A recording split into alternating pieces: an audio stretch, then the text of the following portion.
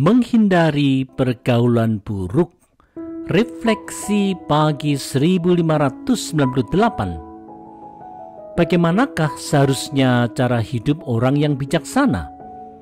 Mari dengarkan nasihat dari Amsal 23 ayat 19 sampai 21. Dengarkan anakku, jadilah bijaksana. Perhatikanlah sungguh-sungguh cara hidupmu. Janganlah bergaul dengan pemabuk atau orang rakus, sebab mereka akan menjadi miskin. Jika engkau tidur saja, maka tak lama lagi engkau akan berpakaian compang-camping. Saudara-saudara, orang bijaksana akan menghindarkan diri dari pergaulan dengan orang yang suka mabuk dan orang yang rakus makannya, karena pergaulan seperti itu akan membawa pengaruh buruk pada cara hidupnya. Bergaul dengan orang yang kurang penguasaan diri dan hanya mau mengikuti hawa nafsu diri sendiri saja memang adalah suatu kebodohan yang harus dihindari.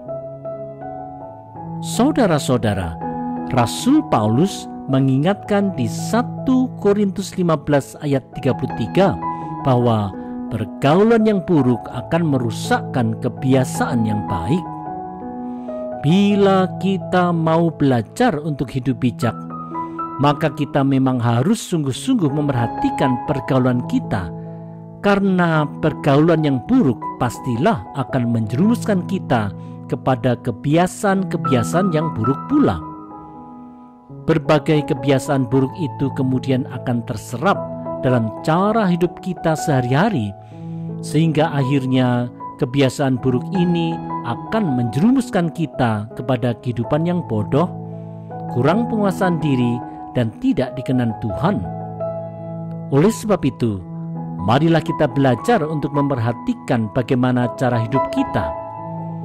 Marilah kita belajar untuk hidup bijaksana di dalam pertolongan Roh Tuhan.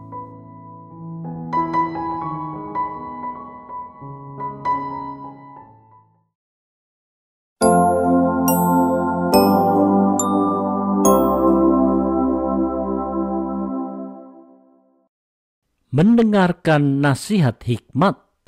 Refleksi pagi 1599. Bagaimana sikap seorang anak terhadap orang tua yang dikenan Tuhan? Mari simak baik-baik nasihat Amsal 23 ayat 22. Dengarkanlah ayahmu yang memperanakan engkau, dan janganlah menghina ibumu kalau ia sudah tua. Saudara-saudara, sewaktu seorang anak masih kecil, otoritas orang tua terhadap seorang anak memang dominan. Hanya saja, setelah seorang anak menjadi dewasa, ia akan memiliki kehidupannya sendiri dan menjadi mandiri. Meskipun demikian, Amsal menasihatkan, walaupun orang tua sudah makin tua dan bertambah lemah, nasihat orang tua haruslah tetap didengar baik-baik di dalam sikap hormat terhadap orang tua dan di dalam sikap takut akan Tuhan. Sikap menghina orang tua adalah sikap yang jelas-jelas tidak dikenan Tuhan. Saudara-saudara, semakin uzur orang tua, tentulah secara umum kondisi fisik dan mentalnya akan semakin menurun. Menjadi tua adalah hal yang wajar dan ada di dalam kehendak Tuhan, seperti yang dikatakan oleh Amsal 16 ayat 31. Rambut putih adalah mahkota yang indah yang didapat pada jalan kebenaran. Nasihat orang tua yang hidup dalam kebenaran tentulah akan menolong seorang anak berapapun usianya untuk hidup dalam kebenaran juga. Oleh sebab itu, janganlah lalai dalam mendengarkan dengan seksama setiap nasihat dari orang tua. Di dalam sikap takut akan Tuhan, seorang anak akan mendapatkan mutiara kehidupan yang sangat berharga yang dapat menjadi bekal bagi kehidupannya selanjutnya. Mari dengarkan baik-baik nasihat hikmat.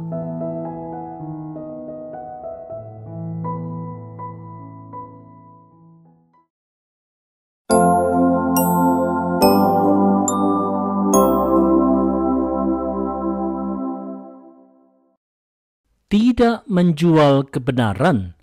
Refleksi pagi 1600. Bagaimanakah seharusnya orang percaya berinvestasi untuk masa depan yang menyenangkan hati Tuhan?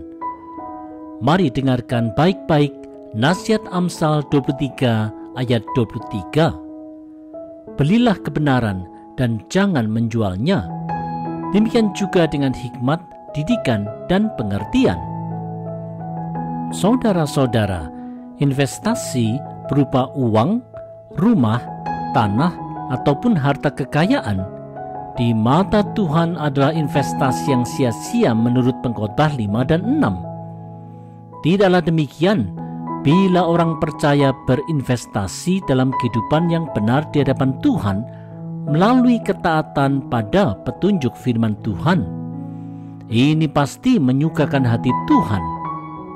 Sebaliknya, tindakan menjual kebenaran dengan hidup dalam kebohongan dan kejahatan jelaslah hal yang dimurkai Tuhan dan haruslah dihindari.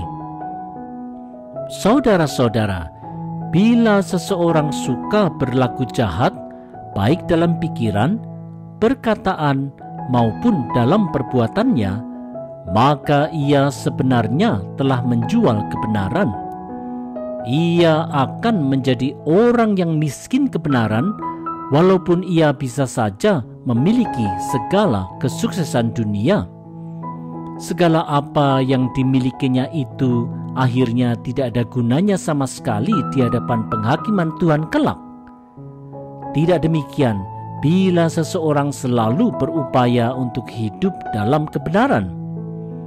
Kalaupun ia pernah menjual kebenaran dengan bertindak jahat, ia akan bertobat dan memohon pengampunan Tuhan. Ini adalah hal yang harus diupayakan oleh setiap orang percaya. Karenanya, marilah kita selalu berupaya untuk membeli kebenaran dengan selalu belajar hidup di dalam takut akan Tuhan.